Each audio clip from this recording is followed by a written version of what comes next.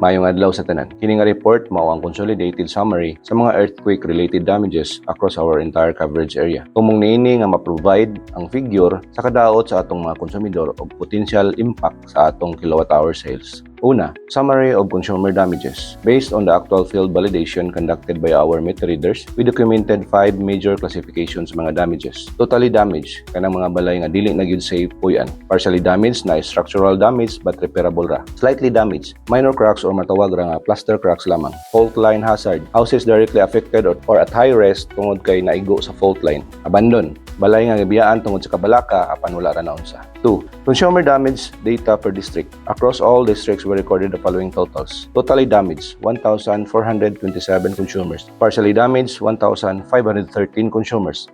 Slightly damaged, 769 consumers. Fault line hazard, 153 consumers. Abandoned houses, 421 consumers. Ang pinakadakong impact ay makita sa mga musunod nga distrito. Number 1, Bugo.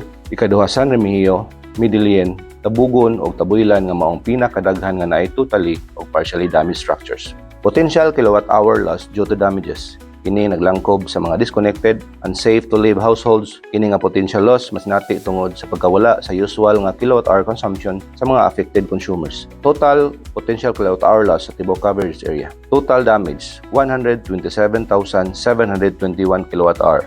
Partially damaged, 150,496 kWh. Slightly damaged, 91,359 kWh. Fault line hazard, 19,587 kWh. Abandoned, 34,244 kWh. Overall total potential loss, 423,407 kWh. Apan ang posibleng madugay pa ang pagbalik sa atong sales, mao gayod kadtong nakahiagom ug totally damaged. Kaya ang uban, naginahinay naman og bagbalik sa sulod sa ilang panimalay. Ang figure sa kadaot sa Bagyong Tino will be reported sa sunod pod nga higayon.